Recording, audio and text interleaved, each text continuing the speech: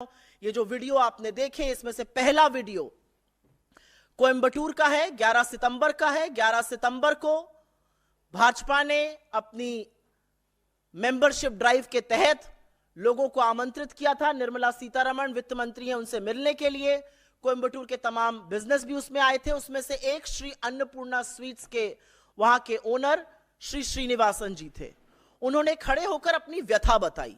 उन्होंने कहा कि मेरी एक मिठाई की दुकान है, वहां पर मीठे पर 5%, नमकीन पर 12%, प्लेन बन पर 0 और अगर क्रीम लगा तो उस बन पर 18% जीएसटी लगता है।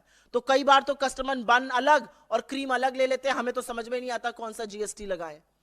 और उन्होंने यह भी कहा कि इतने जटिल के जीएसटी के चलते हमारा कंप्यूटर भी फंस जाता है, इनपुट टैक्स क्रेडिट करने वाले इनकम टैक्स ऑफिशियल्स को भी नहीं समझ में आता है, तो जीएसटी की रेट को थोड़ा सरल कर दीजिए। ये एक छोटे मध्यम लघु उद्योगपति हैं और वो ये बात ये व्यथा अपनी इस देश के वित्त मंत्री के सामने कह रहे थे।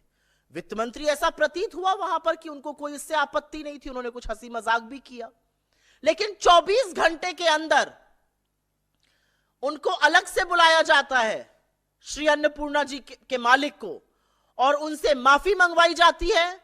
चोरी से पीछे से उनका वीडियो रिकॉर्ड होता है। मुझे नहीं पता उनका कंसेंट, उनकी सहमति भी इसमें थी कि नहीं थी। उनका वीडियो रिकॉर्ड किया गया और उस वीडियो को बीजेपी की तमिलनाडु इकाई ने अपने ऑफिशियल हैंडल्स पर डाला। इसका क्या मतलब है? क्या इसका मतलब यह नहीं है कि इस देश की वित्त मंत्री के सामने अगर किसी ने अपनी व्यथा, अपनी तकलीफ, अपना दुख, अपना दर्द, अपने कारोबार की दिक्कत बताई तो बजाय उसको सुलझाने के उन्होंने उस व्यक्ति को डराना, धमकाना, उससे माफी मंगाना ज्यादा जरूरी समझा। इंग्लिश में एक टर्म होता है इंटॉक्सिकेटेड ऑन पावर।